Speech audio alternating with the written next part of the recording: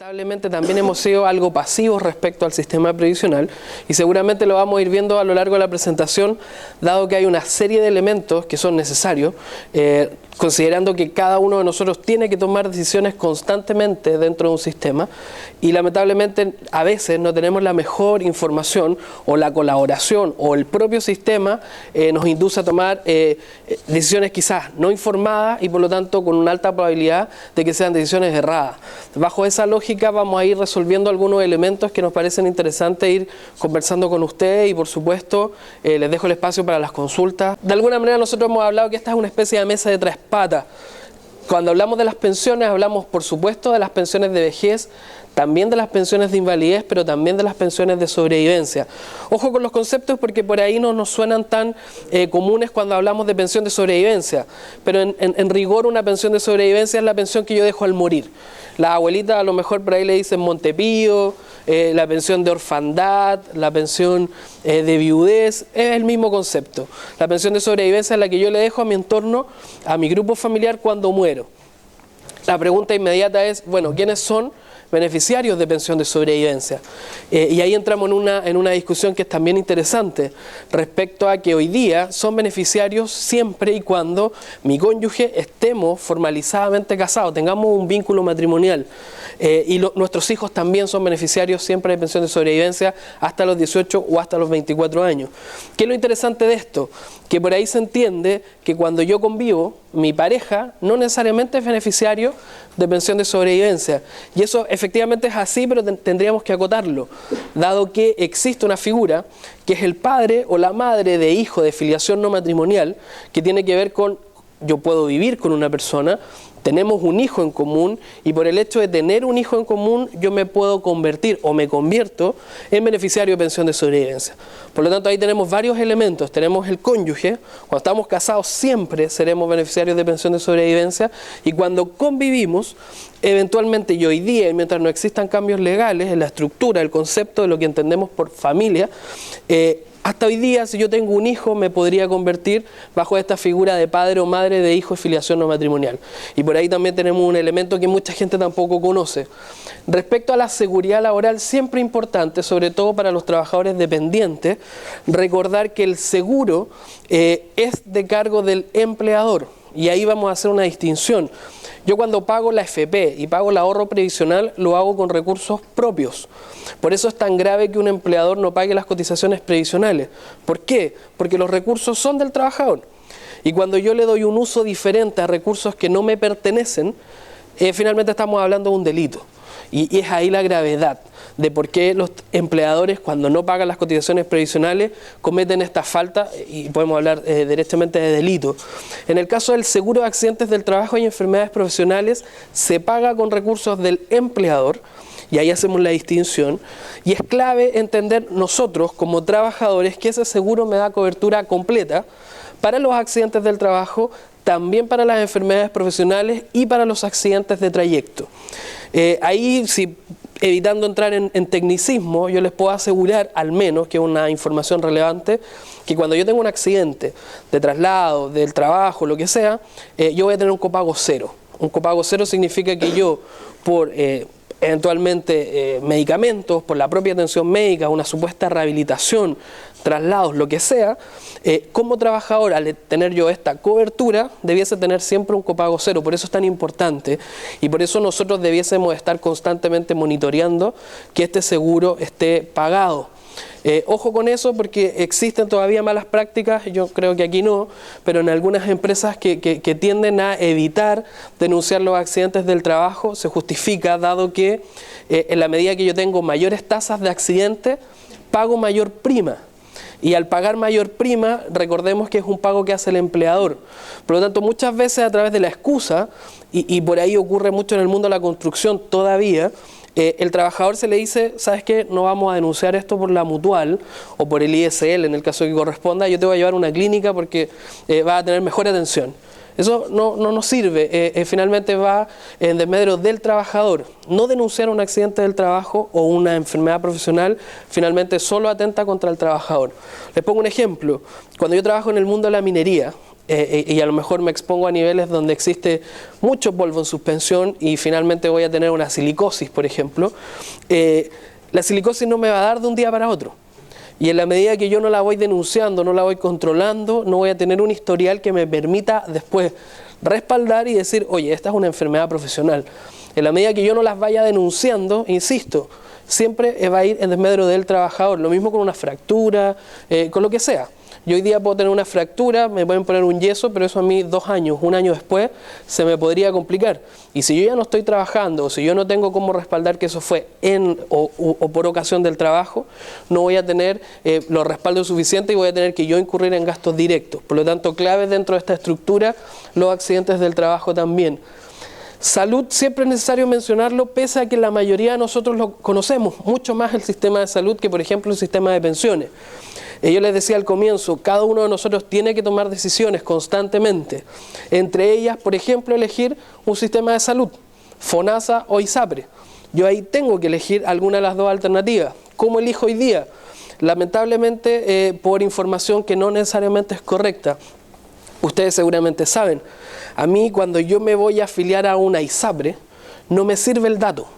Yo he escuchado casos donde a mí me dicen, no, es que mi vecino, mi hermano, mi primo, mi colega me recomendó esta ISAPRE en particular, que es súper buena. Pero tenemos que recordar siempre que a mí la ISAPRE me va a hacer un cobro individual respecto a una serie de características personales. Por ejemplo, si soy hombre o si soy mujer. Lamentablemente las mujeres tienen hoy día costos de sus planes de salud más caros que los hombres. Por lo tanto, no me sirve el dato porque vamos a tener que acotar ahí respecto a la edad que yo tengo, respecto a si tengo enfermedades crónicas, si tengo preexistencia. Todas esas variaciones podrían influir directamente en el cobro mensual de un plan de salud que yo voy a contratar. Volvemos al punto inicial. Necesariamente tengo que considerar mi entorno, mis particularidades al momento de tomar una decisión, como por ejemplo elegir el sistema de salud, si es FONASA o si es ISAPRE. Respecto a lo anterior, y tratando de profundizar un poco ese concepto de que cada uno de nosotros debe tomar decisiones, yo les traje la siguiente lámina. Y esto no es para asustar a las mujeres, es solo para que nos demos cuenta de algunos elementos clave respecto al sistema previsional y ya entrando en profundidad respecto al sistema de pensiones. En Chile, en promedio, se establece, la estadística nos apoya un poco en esto, siempre considerando que estos son valores o proyecciones aproximadas. Entramos al mercado del trabajo formal a los 25 años. ¿Qué significa eso? Que en rigor sabemos que salimos del colegio a los 18 años, en promedio 17, 18, 19, algunos se demoran un poco más. Tenemos ahí el paso de una carrera técnica, una carrera profesional. Hay personas que eventualmente no estudian inmediatamente, no tienen la posibilidad de estudiar. Hay personas que entran a estudiar y se demoran más de los 5 años promedio que dura una carrera, etcétera. Hay lagunas entre ellos, ingresos, egresos, salidas, etcétera, digamos. Pero en promedio sabemos que en Chile estamos teniendo nuestro primer trabajo formal en promedio a los 25 años, siendo hombres o mujeres. Si consideramos en el caso de un hombre entrar a trabajar a los 25 años formalmente y sabemos que la edad legal para los varones, la edad de pensión, la edad de retiro, es a partir de los 65 años, esto nos da un periodo de 40 años. 40 años en los cuales yo tengo que considerar cesantías, eventualmente, rotación laboral, una serie de elementos que me van a acompañar durante mi etapa laboralmente activa. En esos 40 años yo voy a generar ahorro previsional. Y esos 40 años que yo estoy generando ahorro previsional en una AFP, me debiesen alcanzar para financiar 18 años, que es en promedio la edad de retiro que yo voy a tener, pensando en las actuales tasas de expectativa de vida. Con esto insisto que son proyecciones porque suena un poco duro decir que los hombres nos morimos a los 83 años. Pero en rigor eso es lo que nos indican un poco las estadísticas. Esa es nuestra expectativa de vida hoy día. Puede ser más absolutamente y puede ser menos. Señor. ¿A qué porcentaje de pensión una vez jubilado después de 40 años? Va a depender. Porque si nosotros hoy día consideramos textual lo que dice el decreto ley 3500, la norma hoy día indica que tenemos una tasa de reemplazo del 70%. Eso indica la norma. Pero si vamos a la realidad y nos vemos caso a caso, hoy día en Chile tenemos cifras bastante negativas respecto a eso y sabemos que la tasa de reemplazo en promedio es del 50%. Y si a eso le consideramos el factor de género, nos vamos a dar cuenta que las mujeres tienen una tasa de reemplazo inferior a los varones, por lo tanto es más complejo. Explicar el por qué la tasa de reemplazo es más baja tiene explicaciones que son variadas. Entre ellas, la más importante, de acuerdo a un diagnóstico que se hizo del propio sistema, es la baja densidad de las cotizaciones. ¿Qué significa eso? Que yo no estoy cotizando estos 40 años, que estoy cotizando menos, y eso es un poco por lo que yo decía antes, periodos de cesantía, la propia informalidad del trabajo, o incluso pensemos en los trabajadores independientes, los que emiten boletas de honorario. El sistema no los obligaba hasta la ley 20.255 a cotizar, por lo tanto había muy poca cotización voluntaria. Por lo tanto ahí podríamos encontrar algunas respuestas respecto a esta tasa de reemplazo. Pero en rigor lo que quiero plantear en esta lámina es que por 40 años de cotización yo debiese financiar 18 años. Esa es un poco la ecuación que cada uno de nosotros debiese tener en la cabeza cada vez que yo hago ahorros previsionales. En el caso de los hombres. Ahora veamos qué es lo que pasa en el caso de las mujeres. Sí. 18 años de la perspectiva de vida. Ajá. ¿Actual? Sí, 83 años hoy día los hombres. Ya. ¿Y antes cuánto era? Lo que pasa es que ha variado, pero se entiende que hoy día los hombres, desde los 78 hasta los 83 años, son las variaciones en los últimos 20 años. Pero hay una Porque la expectativa de vida cuando se calculó el sistema era de menos a el hombre. O sea, en general la expectativa de vida ha ido aumentando. Y que de hecho a ese punto quiero llegar en el caso de las mujeres, que es mucho más evidente, porque la expectativa de vida de las mujeres hoy día son 88 años, pero sabemos que a fines de este año, que es cuando se actualizan las tasas, podríamos hablar perfectamente de una expectativa de vida de 90 años en el caso de las mujeres. Lo que en rigor no es malo, ¿ah? Lo que en rigor no es malo. Aquí uno puede elegir, mejor que haya en el sistema. ajá. Igual uno va a ser castigado por la expectativa de vida que se la van a cambiar cuando las aseguradoras digan que uno está viviendo más. O sea, no necesariamente, porque ahí tendríamos que ir al caso a caso. Aquí estamos todavía en la etapa del análisis del sistema. De ahí vamos a llegar un poco a las proyecciones respecto a la pensión. Pero en ese escenario, lo que quiero plantear yo es que si comparamos a un hombre con una mujer, nos vamos a enfrentar a situaciones que son diferentes. Son diferentes. Sí, está bien, está bien. Respecto al sistema previsional, por favor, para acotarlo. Pensando que una mujer entra igualmente a los 25 años a trabajar y se pensiona, y aquí tenemos la primera diferencia, las mujeres se pueden pensionar a partir de los 60 años. Esa es la edad legal de pensionarse las mujeres. Por lo tanto, de los 25 a los 60 años ya tenemos 5 años menos para generar recursos, 5 años menos. O sea, se reduce a 35 años. Pero en el caso de las mujeres hay otros factores que son importantes considerar, como por ejemplo la maternidad. Sabemos, está demostrado que la maternidad afecta directamente en el ahorro previsional de las mujeres, es incluso más. Hay muchas mujeres que postergan su vida profesional por la maternidad, hay muchas mujeres que dejan incluso de trabajar de forma remunerada por la maternidad. No es menor hoy día considerar que la cantidad de hijos a nivel de grupos familiares ha disminuido de manera considerable. Y si eso lo vinculamos con temas laborales, es muy probable que hoy día la razón de por qué están haciendo menos hijos tiene que ver con las condiciones laborales del entorno. Y ahí podemos hacer una relación bastante interesante que se nos arranca un poco de este tema, pero nos podría justificar un poco el escenario, el diagnóstico. Y esto hace más grave la situación, porque si pensamos que las mujeres a fines de este año o la próxima tabla de actualización va a tener una expectativa de vida de los 90 años o 89 años, lo que sea, en rigor las pensiones de las mujeres debiesen alcanzar a financiar un periodo de 30 años.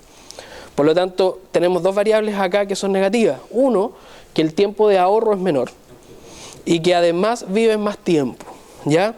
Y esto yo lo estoy planteando para que lo consideremos al momento de hacer un análisis respecto al sistema.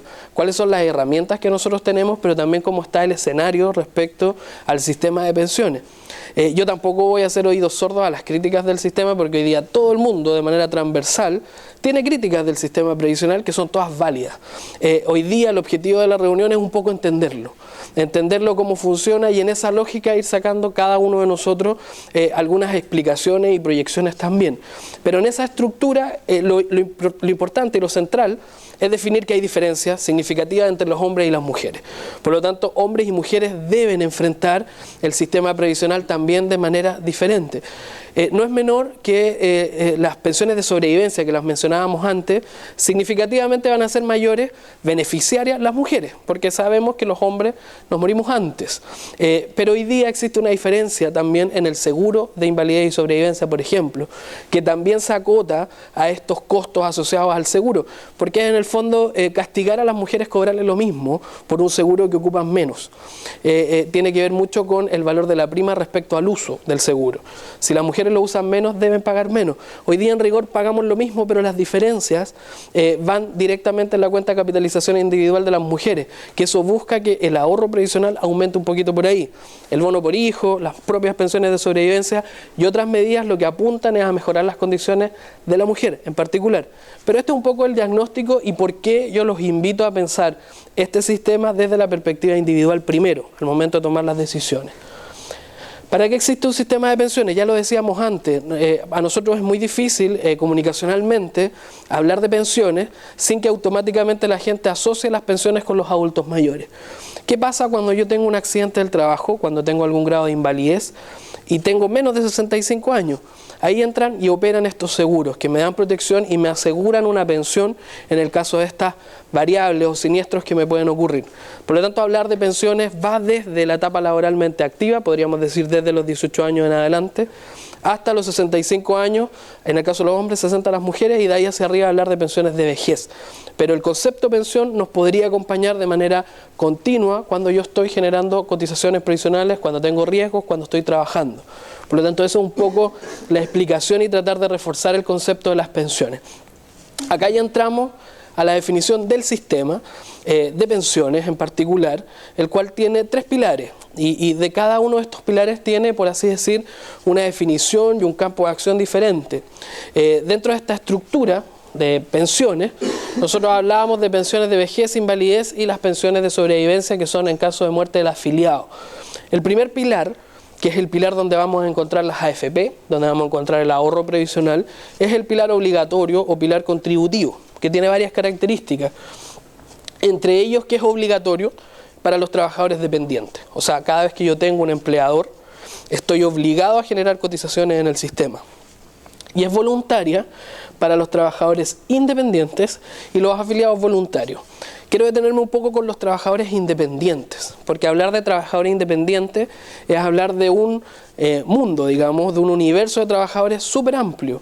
El trabajador independiente es el médico, el arquitecto que por un servicio emite una boleta, como lo es también la señora que tiene el kiosco en la esquina, el caballero que tiene un pequeño emprendimiento. Todos podrían estar dentro de la categoría de trabajador independiente, incluso el trabajo informal, ambulante, etcétera. La ley, la 20.255, obliga a cotizar al trabajador independiente, pero lo estipula bien claro, dice que graben sus rentas en el 42 número 2 de la ley de renta. Eso en términos simples, ¿qué significa? Que emita boletas honorarios. O sea, en la medida que yo soy trabajador independiente y emito boletas honorarios, y mis boletas de honorarios son mayores o superiores al ingreso mínimo vigente, el sistema me obliga a cotizar por ellas. Y ahí es donde tenemos un grupo nuevo, y eso es lo que aplica acá en la lámina cuando hablamos de los independientes a honorarios a partir del 2015. Es un grupo que está obligado a cotizar por ley, por la 20.255, que son todos los trabajadores que emiten boletas de honorarios. 2012, 2013 y 2014, que es cuando ya la medida entra en vigencia, los trabajadores tienen la opción de decidir si se incorporan o no. Ya el 2015 es obligatorio cotizar AFP y los seguros, que son de invalidez y sobrevivencia, y de accidentes del trabajo y enfermedades profesionales. Y a partir del año 2018 es obligación para este grupo de trabajadores también cotizar salud. Por lo tanto, es una medida que gradualmente entra en vigencia, pero es importante mencionarla porque están dentro de este pilar también los trabajadores independientes, ¿ya? Después vamos a profundizar un poco en la estructura de las cotizaciones. Respecto al pilar voluntario, solo contarles aquí muy breve que cada uno de nosotros tiene la alternativa de ahorrar de manera voluntaria a través de diferentes instrumentos que el sistema propone. En rigor, la pregunta que yo me hago es, bueno, si me obligan a cotizar ya a través del pilar obligatorio, ¿para qué existen las cotizaciones voluntarias? Bueno, pues bien, el pilar voluntario se compone principalmente del APB, del ahorro previsional voluntario, y existen varios instrumentos que me permiten generar ahorro complementario. ¿Cuál es la gracia del ahorro complementario? Primero, que está orientado a quienes tienen capacidad de ahorro, o sea, en la medida que yo tengo capacidad de ahorro puedo utilizar este instrumento. Y las dos grandes características quizás más significativas son los beneficios tributarios o las bonificaciones del ahorro, que son beneficios bastante más inmediatos. O sea, yo ahorro de manera voluntaria, pero accedo a través de este instrumento a dos beneficios que son bastante significativos. Uno, un beneficio tributario que me permite rebajar del imponible, por ejemplo, y finalmente para el cálculo de impuestos, yo pagar menos impuestos, un beneficio tributario directo, o eventualmente si yo no pago impuestos, tengo la bonificación del ahorro generado a través de una bonificación del 15% del ahorro. O sea, yo ahorro voluntario, pero tengo dos beneficios que yo elijo, al menos dentro de mis alternativas, cuál me conviene más. Si yo pago impuestos, tengo un beneficio tributario, y si yo no pago impuestos, tengo la alternativa de que si yo ahorro, por ejemplo, 10.000 pesos mensuales extra, el Estado me bonifica el 15% de aquello, y finalmente ya no ahorro 10.000, sino que ahorro 11.500. 1.500 pesos sería el 15% adicional. ¿Cuál es la gracia? Que yo de estos 11.500 pesos voy generando rentabilidad y no de los 10.000, por lo tanto un beneficio doble. Y ahí cada uno de nosotros, en la medida que pueda acceder a estos beneficios, pero existen, y es importante siempre hacer la referencia para quienes, insisto, tienen la capacidad de generar un ahorro adicional al obligatorio. Bueno, y finalmente el sistema, el tercer pilar, es el pilar solidario, que está orientado a las personas que tienen, hay dos grupos claramente definidos en la ley, que son orientados siempre al grupo más vulnerable del país, el 60% de la población más vulnerable. El primer grupo son quienes no han participado en el sistema. O sea, son personas que cumplen 65 años y por diversas razones nunca han cotizado, por ejemplo, en una FP, o no han participado en el sistema antiguo y no logran cumplir con los requisitos para poder obtener una pensión por ahí. Y bajo esa lógica, a los 65 años pueden optar a esta pensión básica solidaria, que puede ser de invalidez, de los 18 a los 65 o de los 65 en adelante de vejez. Es un beneficio solidario, es financiado íntegramente por el Estado y está orientado a las personas que no han participado en el sistema. Pensión básica solidaria o PBS. Y en segunda instancia existe otro beneficio que es el APS o aporte previsional solidario, que está orientado a las personas que habiendo cotizado, teniendo participación en el sistema, su monto de pensión es bajo un rango que está definido como la pensión máxima con aporte solidario. Suele sonar algo complejo, pero en términos muy simples para no complicarlo, si yo tengo una pensión inferior a 262.000 pesos, reconociendo que esos 262.000 pesos van variando todos los años, van aumentando según IPC, que ese es el indicador, si yo estoy bajo ese indicador puedo solicitar un complemento. O sea, una pensión para quienes no han participado y un complemento para quienes habiendo participado, aún así su pensión es de bajo monto de acuerdo a este indicador. Y ahí tenemos los dos beneficios que están enmarcados dentro del pilar solidario. Obviamente aquí cada uno de ellos tiene algunos requisitos que eventualmente podríamos profundizar, pero lo importante es plantear un poco la estructura. Y dentro de la estructura del sistema es necesario hacer de alguna manera esta relación entre estos tres pilares, ¿ya? En esa lógica, acá viene, y aquí entramos ya en materia derecha respecto a cómo funciona el sistema. La primera pregunta inmediata que yo debo hacer, luego de esta pequeña visión más general, es cuál es el tipo de trabajo que yo desempeño. ¿Soy dependiente o soy independiente? Porque dada esa distinción, voy a tener que generar las cotizaciones previsionales. El trabajador dependiente, que es el que seguramente con mayor proporción son los que estamos acá, ¿no? Son los que de alguna manera la responsabilidad de la cotización depende del empleador. Eso es lo primero, o sea, nosotros no tenemos la obligación de generar las cotizaciones y sí recomendamos, por supuesto, estar atentos a que las cotizaciones sí se realicen. Yo no sé si todos los que están acá, yo voy a hacer una pregunta al aire nomás, pero un poco para poder corroborar lo que yo decía al principio, que lamentablemente no todos manejamos la información que quizás debiésemos manejar. A propósito del celular, la mayoría de nosotros en estos momentos tiene en sus bolsillos seguramente un celular. Yo me atrevería a decir que más del 90% de los asistentes a esta sala tienen un celular. Puede que me equivoque, pero lo más probable es que así sea. Si yo les pregunto a todos los que tienen un celular en el bolsillo, ¿cuál es la compañía celular con quienes ustedes tienen contratado el plan? Seguramente todos, o casi todos, saben exactamente la compañía a la cual están pagando su cuenta de teléfono celular, ¿verdad? Si yo les pregunto cuánto pagan, lo más probable es que sepan el monto o tengan un monto aproximado. Y la mayoría de ustedes, o al menos una proporción importante, si tienen un cobro diferente al contratado, tienen la opción, han hecho el ejercicio al menos alguna vez, de llamar por teléfono y reclamar y decir, oye, me estás cobrando más de lo que eventualmente contratamos. Hay un ejercicio, hay un rol de cliente mucho más activo. Si yo a las mismas personas les pregunto en qué FP están, por ahí empieza a bajar el porcentaje, a lo mejor muchos manejamos el dato, pero si yo ya les pregunto cuánto pagan por la FP, por ahí ya nos perdimos. Y les podría contar yo, por ejemplo, que la FP más cara me cobra un 2,36% y la más barata me cobra un 0,77%. Por lo tanto, la variación entre ambas, entre la FP más cara y la más barata, es súper significativa. Y eso pasa por la información que yo tengo al momento de elegir FP. ¿Qué es lo que pasa en rigor? Yo entro a un trabajo y muchas veces es el contador, el propio empleador o los compañeros de trabajo quienes influyen directamente en la decisión de elegir FP. No soy yo el que hace el ejercicio de evaluar cuál es la más barata, cuál es la que tiene mejor rentabilidad o cuáles son los que tienen mejores niveles de atención a público, por ejemplo. Les doy esa pregunta para que nos vamos metiendo un poco más en el tema, porque este es la estructura de las cotizaciones del trabajador dependiente, donde todos, independiente de la FP a la cual estemos afiliados, ahorramos un 10% de nuestra renta imponible. Siempre. O sea, si yo gano 100, ahorro 10. Esa es un poco la lógica independiente de la FP a la cual yo esté afiliado. La comisión más baja, lo decíamos antes, es un 0,77% que hoy día cobra AFP Modelo. ¿Por qué la menciono? ¿Perdón? ¿Es como un mercado cautivo? Efectivamente, ¿por qué nombro AFP Modelo? Porque a partir de la ley 20.255 y dado que en este sistema lamentablemente no existe competencia y ocurre todo lo contrario, antes teníamos muchas más AFP que hoy día. O sea, las más grandotas se han ido comiendo las más pequeñas, las han ido comprando. Ya no existe Santa María, ING, etcétera. Hoy día teníamos 5. Y era muy difícil que se incorporara una nueva AFP, dado que nosotros no nos cambiamos. Por lo tanto, sabemos que si yo entro a una AFP, lo más probable es que me quede ahí siempre. Por lo tanto, no había ningún interés de que un inversionista o lo que fuera se incorporara con una nueva AFP porque era muy difícil captar nuevos usuarios. ¿Qué es lo que hace la norma a partir del 2008? Licita la cartera de nuevos usuarios. ¿Y qué es lo que hace?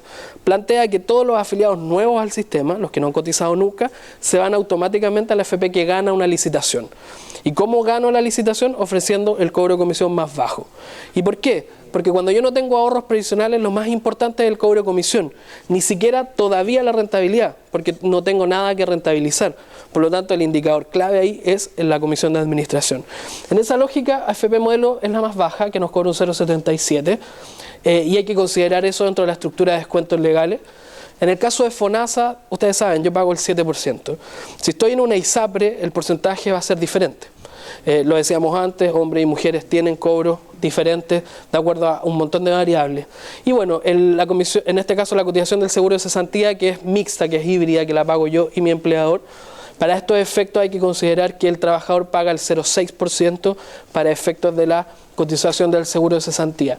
Estamos siempre en el escenario del trabajador dependiente.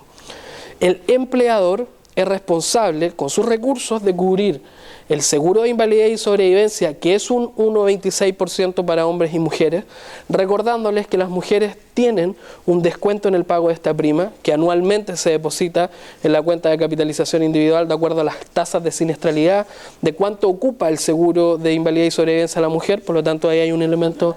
Sí. ¿Cómo uno lo puede ver reflejado en la cartola, por ejemplo? No se ve en la cartola porque es un indicador anual.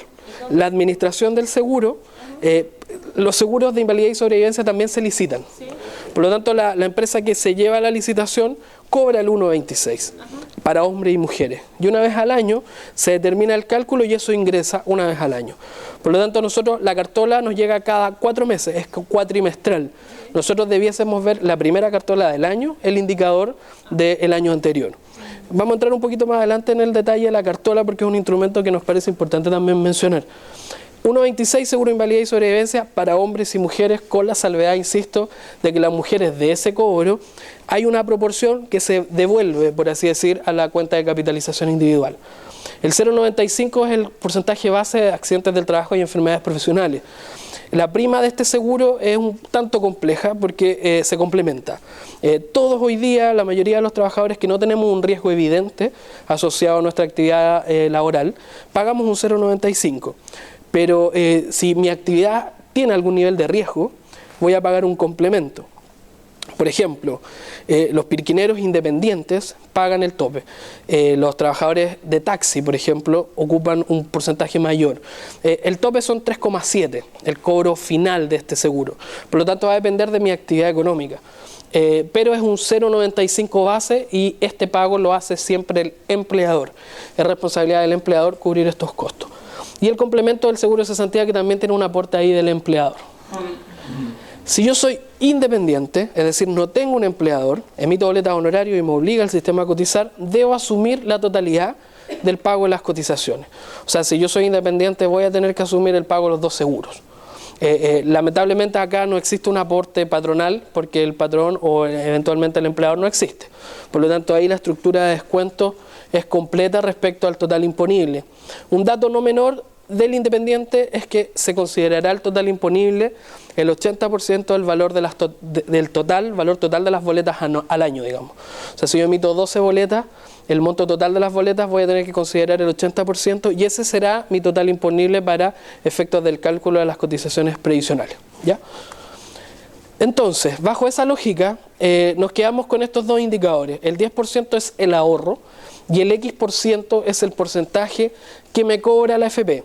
Y aquí entramos en la lógica del cobro del AFP. O sea, yo a la AFP le pago por un servicio que la AFP presta.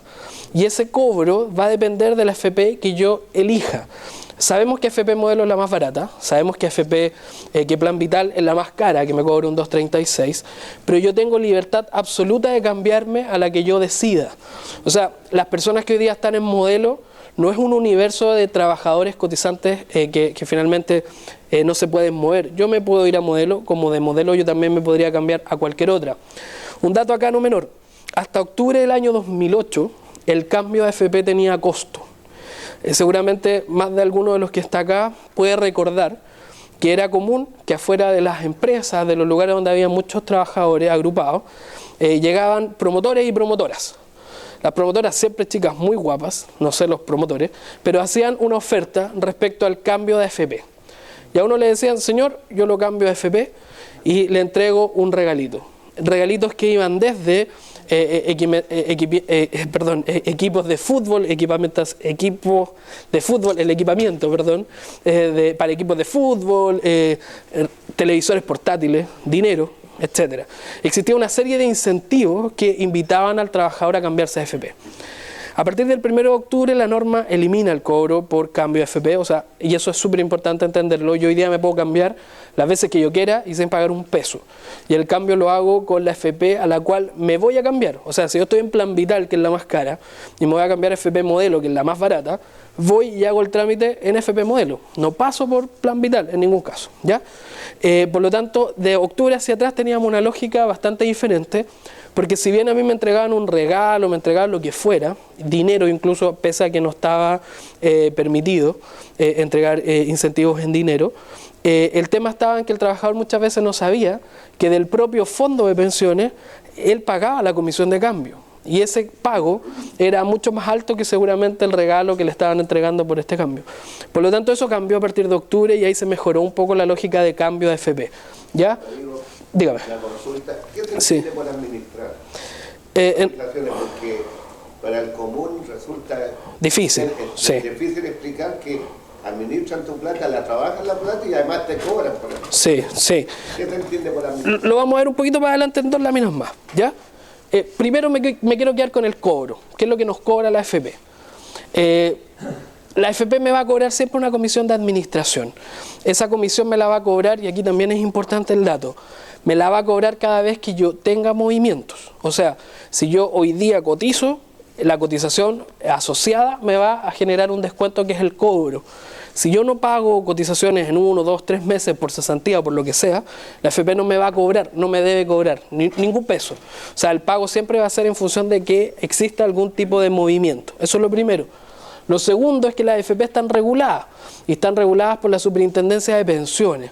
Esa es la institución a la cual yo debo acudir cuando yo tengo algún reclamo, cuando yo considero que hay alguna mala práctica o cuando yo quiero dejar patente o dejar establecido cualquier elemento que a mí me parezca importante que va en contra de la propia norma, que es el Decreto Ley 3500, ¿ya? La Superintendencia de Pensiones. Lo decíamos antes, las personas que están obligadas a cotizar, siempre los dependientes y ahora los independientes. Bueno, esto un poco respecto a la licitación de cartera que lo mencionábamos antes. Solo los trabajadores nuevos en el sistema se van a incorporar a la AFP que me cobra el cobro de comisión. Eso no significa que yo esté impedido de incorporarme a esa AFP. Hoy día es AFP modelo, pero esta es una licitación que se genera cada 2 años. Por lo tanto, no es de extrañar que AFP modelo en algún momento podría no ser modelo y podría ser otra. Por lo tanto, nosotros como usuarios del sistema podríamos constantemente cambiarnos a la AFP más barata en la medida que este dato lo tuviésemos a la mano. Por lo pronto, AFP modelo tiene algo así como 2 años y medio de existencia, casi 3 años, en rigor 3 años, estamos en julio ya, 3 años de existencia, de los cuales ya 2 tuvo el primer periodo de licitación de cartera cobrando un 1,14% y ya llevamos 1 año del segundo periodo cobrando un 0,77%. Nos queda 1 año bajo ese indicador que no debiese cambiar los próximos 12 meses. De ahí en adelante no sabemos. Ahí viene un proceso nuevo de licitación de cartera donde la que cobre menos se va a, por así decir, adjudicar a este universo nuevo de trabajadores. Y es ahí donde nosotros, si ya estamos cotizando en alguna, podríamos nuevamente cambiarnos, insisto, sin pagar ningún cobro. Disculpa. Sí, sí. ¿Sabes que tiene alguna condición el hecho de yo cambiarme de AFP? Porque como por ejemplo intenté cambiarme por internet Ajá. a la modelo, Ajá. me preguntaba sobre situación de cotización y cosas así, y si en el momento no estoy cotizando... Ninguna. Súper buena pregunta, porque hay gente que aquí hay que diferenciar una situación, un punto. La AFP me cobra solo cuando yo realizo cotizaciones. Cuando no realizo cotizaciones no me puede cobrar, no hay cobro. Pero eso no significa que yo no me pueda cambiar en ese periodo. O sea, en un periodo que yo no tengo movimientos me puedo cambiar. Porque hay que recordar que la afiliación es permanente. O sea, yo porque deje de trabajar, no es que deje de ser afiliado a la institución. Siempre estoy siendo afiliado a una AFP. Por lo tanto, si yo me quiero cambiar, pese a que no hay movimientos, lo puedo hacer. Lo único que ahí es importante mencionar, que mientras yo no genero movimientos, no puede existir cobro. Por lo tanto, y como el cambio además no es gratis, digamos, no tiene un cobro asociado, no hay ninguna incompatibilidad, el cambio yo lo puedo hacer cuando quiera. O sea, en la medida, hoy día me enteré que la AFP a la cual yo estaba afiliado era la más cara y me quiero cambiar hoy y a lo mejor hoy estoy cesante, no habría ningún inconveniente en hacerlo. ¿Ya? Y ojo, se puede hacer de manera presencial, pero también como tú bien dices, se puede hacer a través de internet. Yo les aseguro y recordemos que esta es una industria. Porque acá cuando yo elijo una AFP hay varias o elementos que yo debiese considerar y hay uno que es complejo, que quizás ustedes no lo viven de manera tan evidente, menos la gente de Santiago, pero en la medida que nos vamos alejando del centro del país hay AFPs que empiezan a desaparecer o que tienen menos oficinas de atención. Por lo tanto, elegir una AFP es más complejo en esos escenarios cuando yo no tengo, por ejemplo, AFP modelo o AFP plan vital, la que sea, en la región o en la comuna donde yo vivo, no están. Por lo tanto, ahí es más complejo decidir. Pero me apoyo un poco a tu pregunta para contarles que toda la tramitación, todo lo que yo podría hacer de manera presencial, lo puedo hacer también a través de la página web. Por lo tanto, Internet ahí me abre una oportunidad, relativiza un poco que esta AFP esté territorialmente en un lugar y que eso sea necesariamente significativo a la hora de tomar una decisión. Todo lo podría hacer por Internet, por lo tanto podría en rigor estar en cualquiera. O sea, el tema territorial pierde un poco de fuerza gracias al trámite o a la tramitación de Internet. Las AFP tienen 3 elementos para poder ser medidas: el costo de administración, la rentabilidad de los fondos y la calidad del servicio. Y por aquí empiezo a responder un poco más la pregunta acá del caballero respecto a la administración. ¿A qué se refiere? Lo decíamos antes, el 10% es el ahorro. que es finalmente el dinero con el cual la FP debiese trabajar y rentabilizar, que ese es un poco el trabajo del FP. O sea, si lo definimos en términos muy simples, yo le paso dinero a la FP y el trabajo de la FP es que ese dinero crezca. En la medida que ese dinero aumenta, la FP está haciendo bien el trabajo. Y en la medida que ese dinero pierde o se mantiene, la FP no está haciendo bien su trabajo. Es una de las variables a medir y a poder considerar cuáles son o cómo está haciendo el trabajo la FP. Eso en términos muy simples es la administración. O sea, yo le paso un dinero y el dinero tiene que aumentar. Esa es la administración propiamente tal y yo la puedo medir con los resultados. ¿Tengo más, tengo menos o tengo lo mismo? Bajo todos los escenarios debo tener más, si no la FP no está cumpliendo el rol para el cual estamos contratados y afiliados a este servicio. Cuando más la pega, la cotización que hay adentro igual. La comisión de administración, eso es súper importante diferenciarlo, pero yo estoy de acuerdo con usted, pero acá siempre ha existido una percepción que a mí me parece importante ajustar, porque en la práctica, cuando nosotros hacemos la crítica al sistema, que me parece súper válida, insisto, cada uno de nosotros tiene una opinión que es absolutamente respetable, pensemos lo que queramos del sistema, se dice mucho que cuando las AFP generan rentabilidad negativa, o el 2008 por ejemplo, que es el caso más significativo, las AFP generan utilidad, efectivamente, pero no respecto al dinero del fondo. Y eso hay que aclararlo de manera bien consistente. ¿Por qué? Porque la AFP no gana dinero o recursos por la rentabilidad o por las pérdidas. De hecho, ahí tenemos un montón de gente pensando que precisamente ahí está el problema del sistema. La AFP gana dinero por la comisión que nosotros le pagamos. Por lo tanto, en la medida que nosotros hacemos el pago de la comisión, la AFP constantemente está recibiendo estos recursos, independiente de si la rentabilidad es positiva o negativa. Y eso es súper importante entenderlo porque por ahí la crítica siempre ha dicho la AFP pierde plata y finalmente termina ganando igual. Y en rigor no tiene que ver con la comisión de administración respecto al fondo de pensiones, que son temas diferentes. De hecho, es más, las AFP por obligación deben tener contabilidad separada.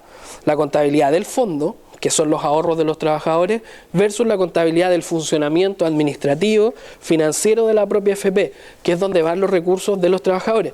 Que ojo, con esto no quiero relativizar ni minimizar el aporte que hacemos como trabajadores a la AFP. Si consideramos, y aquí hay un dato, yo cuando gano 100, lo que sea, le estoy pagando un 2,36 de esos 100 a la AFP. Si hoy día tenemos en Chile 7 millones, 8 millones de trabajadores obligados a cotizar, estamos hablando de una cantidad de dinero importantísima y un recurso que hoy día, si evaluamos, ¿por qué FP Modelo me cobra un 0,77% y funciona bien? Y otra me cobra 3 veces más el monto y finalmente el trabajo es muy similar. Eso me da un indicador y yo podría extrapolar y decir, ojo, aquí a lo mejor los valores están un poco inflados, a lo mejor el cobro es más bajo. Y por ahí también se justifica, hay un montón de gente que también plantea la creación o no de una FP estatal. Algunos lo ven como solución, otros la descartan. ¿Y por qué podría ser una solución? Porque podría cobrar menos, pero las reglas de la rentabilidad van a ser las mismas también. Por lo tanto, todos esos elementos hay que ir poniéndolos sobre la mesa para ir de alguna manera teniendo un poco la visión completa del tema. Este es de alguna manera el porcentaje de comisión y es como la ley determina para qué están orientados estos recursos. Son 4 elementos. Para la tramitación y pago de beneficios, o sea, yo le pago la comisión a la AFP ¿para qué? Para que tramite y pague los beneficios, para que me dé información y me oriente, y por ahí empiezan a aparecer elementos un poco más técnicos como el SCOM, que es el instrumento que me entrega la AFP cuando yo me voy a pensionar, que lo puedo pedir hasta 3 veces, que es una especie de oferta. Mis ahorros son publicados en el sistema y las compañías de seguro y las AFP me ofrecen una pensión de acuerdo a lo que yo tengo, de acuerdo a lo que yo pedí, y en base a eso yo tomo la decisión de pensionarme. Por ahí podría estar dentro. Si es la tercera vez, necesito entonces jubilarme. Lo que pasa es que el SCOM yo lo puedo pedir hasta 3 veces de manera gratuita. Ya. O sea, yo la cuarta solicitud podría pagar exactamente, no manejo el monto tan UF, pero no es mucho dinero. Pero, o sea, si lo comparamos con el pago de un asesor previsional, que ahí sí es un porcentaje del fondo que es bastante elevado el cobro que me podría hacer una asesoría respecto al SCOM, que aquí a mí los asesores previsionales por ahí, si me escucha alguno, me va a querer matar, porque ellos trabajan de acuerdo a estos recursos, digamos. El asesor previsional es a quien yo me dirijo cuando me voy a pensionar y no tengo tan claro de qué decisión tomar. Si voy a optar por una renta vitalicia o retiro programado o una mezcla de las dos. Yo soy uno de los que cree que con el SCOM es suficiente para poder tomar una decisión sin pasar por esta asesoría. Por lo tanto, si evaluamos cuánto me va a cobrar un cuarto SCOM o un documento o una asesoría de ese tipo versus lo que me cobra un asesor previsional, es bastante más significativo lo que me va a cobrar el asesor previsional, que puede ser un 1 o un 1,5% del fondo de lo que yo tengo en la cuenta de capitalización individual, que es mucho dinero. O sea, un porcentaje importante. Dígame. ¿Por qué el sector Ajá. postulan todas las aseguradoras Sí, para ganarse los futuros pensionados? exacto. ¿Por qué la diferencia entre todas las aseguradoras es tan poca? Depende, porque yo, por ejemplo, en el fondo, para que todos entendamos de lo que estamos hablando, cuando yo me voy a pensionar, yo le digo a la AFP, señores, me voy a pensionar. Y la AFP le pido el SCOM, que es un documento, un informe. La AFP, ¿qué es lo que hace? Le dice al sistema, a través de esta plataforma SCOM, le dice, señores, este señor, tanto, que no se informa su RUT, porque esa información se mantiene de manera anónima, dado que si nosotros dijéramos a través del SCOM el RUT tanto se va a pensionar, yo podría ir por fuera ofreciéndole alternativas a este señor, o podría una compañía de seguro a contactarme con este futuro pensionado por otras vías. Por lo tanto, es información confidencial la identidad del trabajador. ¿Perdón? Un asesor previsional. O, por ejemplo, un asesor previsional, por ejemplo. Pero te saca mucho más que el SCOM. Eso es lo que yo estaba planteando recién, que ¿Sabes a lo que quiero llegar? Porque a mí me da la impresión de que hay corrupción entre las empresas aseguradoras para dar un mínimo de diferencia entre todas las postulaciones. o sea, Porque te cuento, diferencia de 500 pesos entre una pensión de una aseguradora con otra aseguradora. ya. Entonces, o de 700. ¿Por qué no hay una gran diferencia como decir, oye, yo en esta pensión tengo 15.000 pesos más que la otra? O sea, yo he visto diferencias significativas entre una aseguradora y otra, pero ¿cuál es la variable que quizá es peor incluso del escenario? Porque, por ejemplo, a mí una aseguradora me puede ofrecer una renta vitalicia de 300.000 pesos, por poner un ejemplo, y hay otra que me puede ofrecer una de 330. Y yo digo, chuta, 330, me voy automáticamente a la que me ofrece más, pero también están categorizadas las aseguradoras según su riesgo. Por lo tanto, las que ofrecen más son la mayoría de las veces las que tienen mayor nivel de riesgo. Por lo tanto, mi decisión debiese ser equilibrada en función de esos dos indicadores. Con la clasificación de riesgo, igual no es tan la diferencia. ¿Usted considera que la variación siempre es muy poquitita? Bueno, ahí quizás tendríamos que ver varios informes, porque en rigor, claro, yo he visto algunas donde efectivamente las variaciones son, lamentablemente se da cuando menos recursos tengo. Porque se castiga el que tiene menos fondos. Efectivamente, de hecho es más, yo le puedo... Usted da un préstamo, si pide alta plata, le bajan el préstamo, el porcentaje a 0,90. Y si usted pide 400, es un 8,5. Eso es así, efectivamente es así. Pero en rigor, a lo que quiero decir yo, que incluso el escenario es más complejo, porque si yo no alcanzo a financiar una pensión a través de la figura de la renta vitalicia, no tengo esa figura, en el SCOM eventualmente no voy a tener oferta y solo voy a tener que optar al retiro programado, por ejemplo. O en el caso de que yo quiera una renta vitalicia diferida, las rentas vitalicias diferidas son bastante más baratas. O sea, comprar una renta vitalicia a 5 años, a 10 años, siempre es una buena alternativa al momento de pensionarme. Pero eso ya, insisto, es un tema súper personal que a veces requiere la asesoría de un asesor previsional.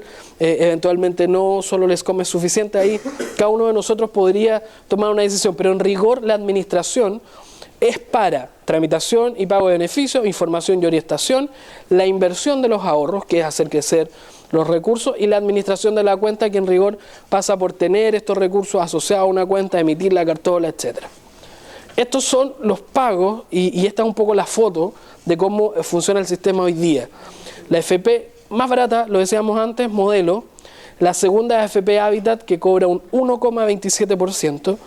AFP Capital 1,44%, Cuprum 1,48%, Provida 1,54% y Plan Vital 2,36%. Acá tenemos de alguna manera el escenario completo respecto a el cobro de comisión. Lo decíamos al comienzo, yo ahorro el 10%, y la diferencia, ese X%, va a depender en qué institución yo esté afiliado. La pregunta que inmediata cuando yo quiero profundizar los temas previsionales en la casa, con amigos, es decirle al colega, quien sea, oye, ¿en qué FP estás? ¿Sabes, no sabes? Primero, si sabes, sabes cuánto estás pagando, y aquí empezamos a jugar con estos porcentajes. A mí, la verdad que a mí no, en rigor debo ser súper objetivo cuando nosotros hablamos de estos temas, dado que estamos dentro de la Subsecretaría de Previsión Social, que es un organismo público. Pero me atrevo a decir que las primeras 5 todavía están dentro de rangos que me parecen prudentes, por ponerle un nombre. Pero Plan Vital se nos dispara con un 2.36 y automáticamente a mí me hace pensar que acá el cobro es absolutamente significativo e injustificado. Y lo quiero plantear así, dado que si nosotros vemos las carteras de clientes, que quizás no son informaciones tan objetivas o no son datos tan duros, pero sí tenemos un par de estudios que avalan que, lamentablemente, insisto, no es información oficial, pero a mí me parece que es una fuente de información que me puede dar al menos algunos elementos que nos indica que las personas que menos educación tienen, que menos ingresos tienen, son principalmente la cartera de clientes de la FP más cara. Por lo tanto, ¿qué me significa ese dato? Que insisto, no hay una fuente oficial, pero sí algunos informes que nosotros hemos tenido acceso. Las personas que menos información tienen y que menos ganan, más pagan. ¿Y eso por qué? Básicamente por el acceso a la información. Y eso es un poco lo que queremos hoy día dejar, porque este es un tremendo tema, no lo vamos a resolver en una charla, pero sí queremos dejarle algunos elementos como este, que nos permiten iniciar una discusión, y seguramente varios de ustedes se van a quedar con estos indicadores dando vuelta.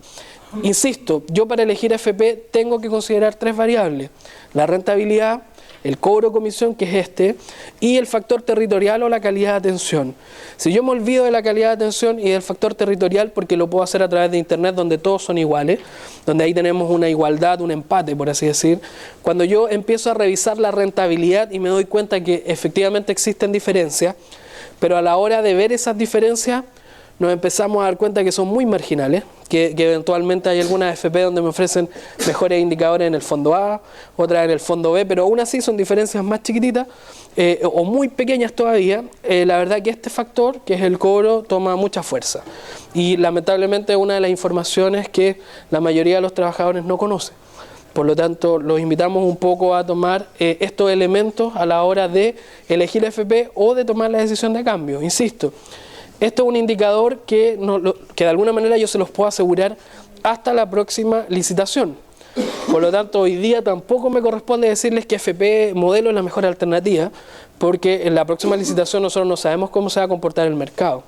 Pero al menos hoy el escenario está así, y en la medida que vayan ocurriendo cambios y que se vayan actualizando estos datos, cada uno de nosotros debiese tomar la mejor decisión. No obstante, yo les diría que si estoy dentro de las primeras 5, al menos me quedaría o me iría más o menos tranquilo. Pero ya si estoy en Plan Vital, me cuestionaría si efectivamente se justifica el cobro que me están haciendo versus la calidad del servicio.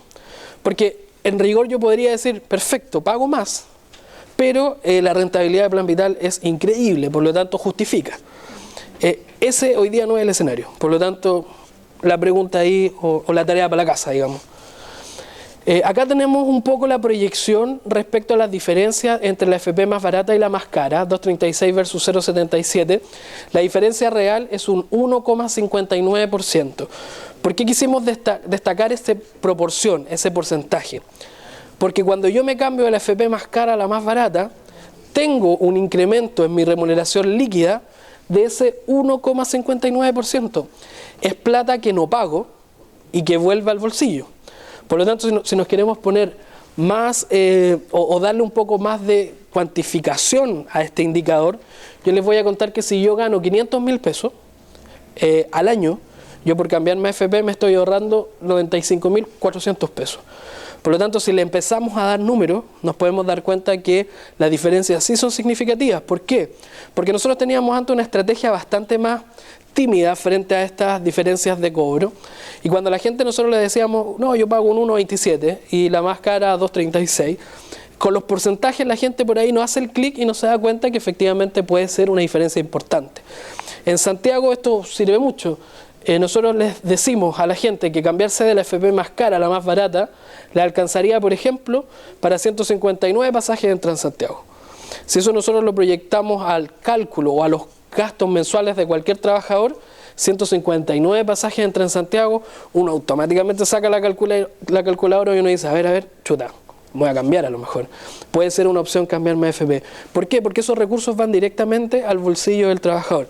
También se los dejo como información necesaria a la hora de evaluar respecto a mantener o quedarme en una AFP. Respecto a la rentabilidad de los fondos, solo contarles que tenemos 5 fondos y los fondos están de alguna manera divididos de acuerdo a la proyección, de acuerdo a los instrumentos que definen la estructura de cada uno de los fondos. O sea, el fondo A y el fondo E son diametralmente opuestos. ¿Por qué? Porque el fondo A tiene mayores instrumentos de renta variable y el fondo E tiene menos instrumentos de renta variable y principalmente tiene instrumentos de renta fija. ¿Qué significa eso? Los instrumentos de renta variable son los papeles que se negocian en el mercado bursátil. Por lo tanto, la ventaja que yo tengo, la oportunidad, la posibilidad de tener mayores recursos a través de la rentabilidad es mayor. O sea, yo puedo rentabilizar más mi ahorro, pero en la medida que puedo rentabilizar más, también tengo mayor nivel de riesgo. Por lo tanto, cuando existen pérdidas, es mucho más probable que el fondo A, el B o el C registren mayores pérdidas que el fondo D y el E, que son más conservadores. Y acá tenemos una tablita que por ahí puede generar algún tipo de recomendación, donde el riesgo en el fondo A, y en la medida que me acerco al fondo A es mayor, por lo tanto se recomienda siempre para los grupos más jóvenes. O sea, en la medida que yo voy a tener los recursos más tiempo en el sistema, recomiendo, o el sistema recomienda, estar más tiempo en el fondo A o en el B. Y en la medida que voy incrementando mi rango etario, debiese ir cambiándome al fondo E, dado que el propio sistema lo va haciendo. Pero si yo quiero tener una movilidad desde mi propia control, digamos de manera autónoma, esa es un poco la recomendación. El fondo E es casi instrumentos de renta fija, que son bonos, depósitos a plazo, etc. Por lo tanto, la rentabilidad tiende a ser menor, pero no corro los riesgos que corro con el mercado de los instrumentos de renta variable. Se recomienda siempre la edad, ¿por qué? Porque sí, la edad del afiliado, ¿por qué? Porque si yo, por ejemplo, el 2008, cuando hubo una gran crisis donde muchos trabajadores perdieron mucho, incluso hasta el 40% del ahorro total que tenían en el FP, una persona de 25 y 30 años, en 2 o 3 años, si es que no se cambió del fondo y se mantuvo en el fondo A, por ejemplo, recuperó esos recursos. Si una persona se iba a pensionar en 2 años, en 1 año o el mismo 2008, no tuvo tiempo para poder recuperar por el efecto rebote de esta crisis. Y eso hay que considerarlo porque hoy día el sistema económico le llama, como dijera yo, recuperación. ¿Eso que está perdido? O sea, en rigor son las reglas del sistema bursátil. Si nosotros vemos una línea económica, nos vamos a dar cuenta que nuestros recursos bajan y suben. ¿Y cuál es lo importante en este ejercicio? Yo considerar cuánto es mi ahorro y cuánto rentabilicé en el tiempo, en periodos de 5, 10, 15, 20 años. En la medida que yo soy más joven, puedo asumir mayores niveles de riesgo porque voy a tener más tiempo para recuperar en caso de pérdida.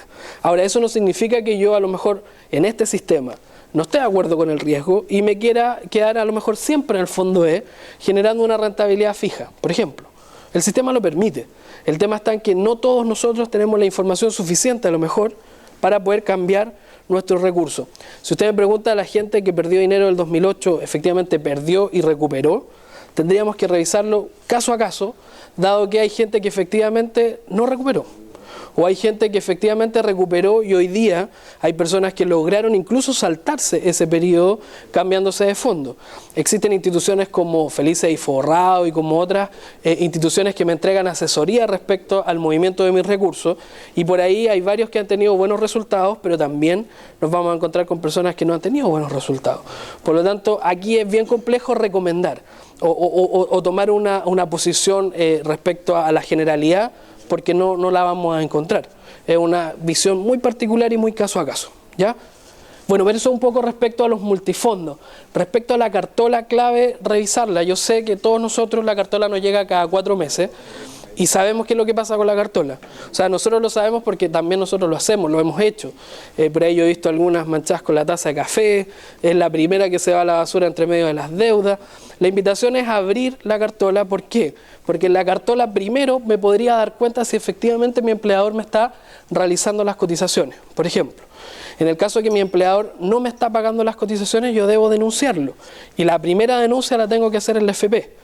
Y la segunda denuncia ya la puedo hacer en la inspección del trabajo. Seguramente ustedes lo saben, pero cuando a mí me desvinculan o me despiden de una empresa, una institución, lo que sea, y me mandan a firmar el finiquito, lamentablemente el trabajador nunca revisa si sus cotizaciones están al día.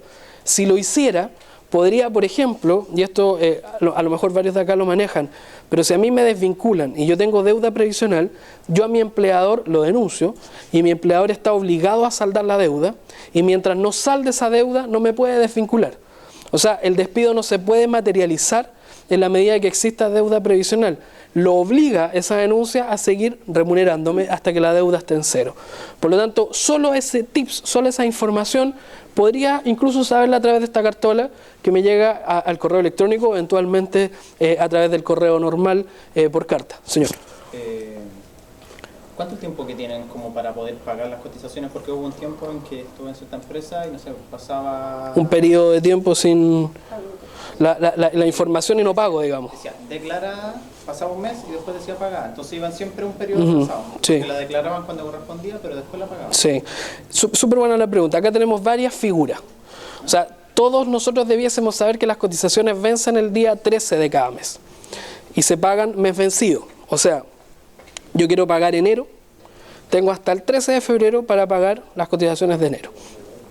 El empleador tiene una figura que es la declaración y no pago, que en el fondo yo declaro las cotizaciones, o sea, las informo en el sistema, pero no necesariamente las pago en ese momento.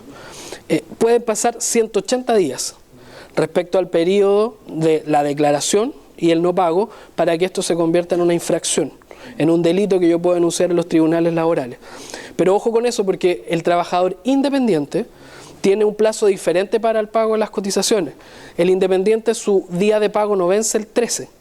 Yo como independiente, si quiero pagar enero, tengo todo febrero, incluso el último día. Y lo puedo hacer, como ustedes saben, a través de Previred o a través del formulario único de manera presencial. Por lo tanto, ojo con eso, el dependiente el día 13, vence el día 13, y a veces se da una extensión de acuerdo a qué día sea el 13 respecto al pago a través de Previred, a través de internet. Pero el independiente no necesariamente el día 13. Tiene todo el mes para pagar el mes anterior y son a través de mes vencido. ¿Ya? Y otra consulta delante dijo que de acuerdo a la edad, va cambiando automáticamente en el sistema. Sí. El fondo, ¿eso yo lo puedo hacer? ¿Puedo cambiar las reglas para que no sea automático? Sí.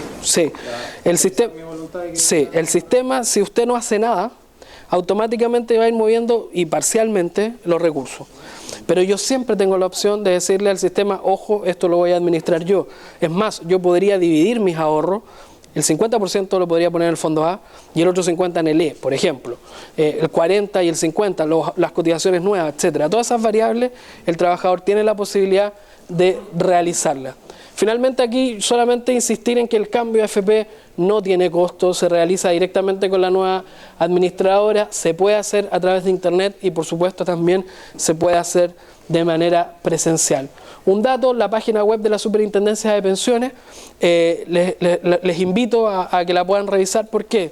Porque en su home, en la página principal, pueden comparar la AFP y pueden comparar la rentabilidad de los fondos, que es quizás el dato más importante a la hora de elegir y de tomar una decisión. Señor. De acuerdo a la PPT que mostraste anterior, ¿sí? las letras, tú mostraste el rango de edad. Sí. ¿Hasta qué punto es considerable, o hasta qué edad es considerable estar en la A, la B o la C, que son las más riesgosas? Ajá. Algo objetivo, obviamente. Mira, la verdad es que esa es una recomendación que es difícil de dar porque... no sé si ustedes se acuerdan, en el 2008 hubo recomendaciones públicas de economistas muy connotados que le decían a la gente, cámbiese de fondo. Y resulta que esa recomendación fue la peor decisión que pudieron tomar muchas personas.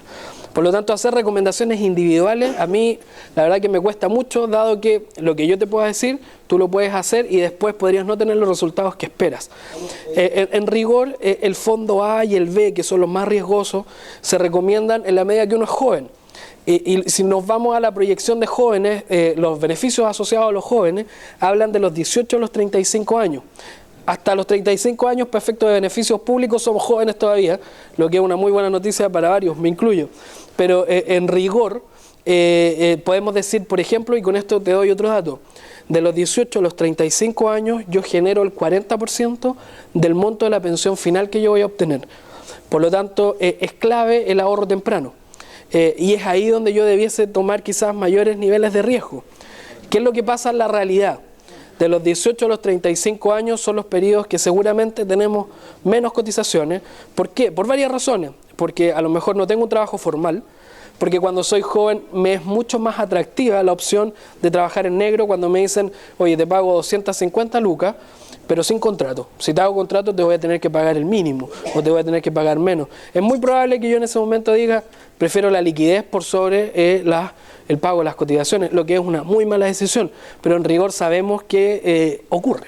Por lo tanto, es muy complejo dar una recomendación así, pero lo que sí yo te invito es que en esta misma web que vimos acá, veas efectivamente cuáles son los periodos de rentabilidad de los fondos y ahí te vas a dar cuenta un poco respecto a cómo o cuál es la mejor decisión. Porque aquí, y con esto ya termino, a veces nosotros creemos que este sistema es súper complejo y por ahí nos ponemos la primera barrera. Y en rigor sí nos vamos a encontrar con tecnicismo, pero la página de la Superintendencia de Pensiones, por ejemplo, hace un trabajo importante respecto a que la información esté clarita. Por lo tanto, si yo quiero encontrar información o si yo quiero tener alguna sugerencia o tips, por ahí a través de esa vía que la superintendencia los voy a encontrar sin necesariamente manejar el tema a un nivel tan técnico. Por lo tanto, ahí hay dos elementos muy importantes, comparar, por ejemplo, el cobro de la comisión. Para todos nosotros no es un misterio saber que un 2.36 respecto a los valores de mercado es muy alto. Y ahí no necesitamos ningún instrumento o ningún criterio técnico para poder tomar una decisión como el cambio a AFP. Son pequeñas cosas que por ahí pueden ir mejorando el monto de la pensión final. Solo para cerrar, contarles que cualquier duda, consulta, a disposición de ustedes, el 101, que es el teléfono de Chile Atiende, funciona de 9 a 18 horas de lunes a viernes, se puede marcar desde un teléfono fijo como un celular, es una llamada gratuita, donde pueden hacer preguntas desde en qué AFP estoy afiliado, cuánto estoy pagando de comisión de administración, hasta cuáles son los requisitos para el bono por hijo, cómo puedo acceder a la pensión básica solidaria, o incluso hoy día, hace poco, cuáles son los requisitos para un subsidio habitacional, etcétera. O sea, en Chile Atiende, que es el 101, la atención telefónica, están todos los beneficios del Estado centralizados en una especie de ventanilla única. Por lo tanto, cualquier duda o consulta yo los invito a que ocupen ahí ese canal y bueno, la página web chileatiende.cl. Y recordarles, aquí está la página web de la Superintendencia, spensiones.cl, que es donde van a poder comparar fondos, comparar FP y hacer proyecciones, e incluso hay algunos simuladores que nos permiten ahí proyectar con dinero cuáles son los efectos en el largo plazo y en el mediano plazo respecto a una decisión de estar en el fondo más riesgoso o en el menos riesgoso o protegerme quizá en los más conservadores. ¿Ya? Agradecerles la atención, espero que estemos bien en los tiempos, espero haber sido claro y a disposición de ustedes. Cualquier cosa que necesiten, encantado de venir a colaborar. Eso es, señores, les agradezco de verdad la participación. Muy buenas tardes.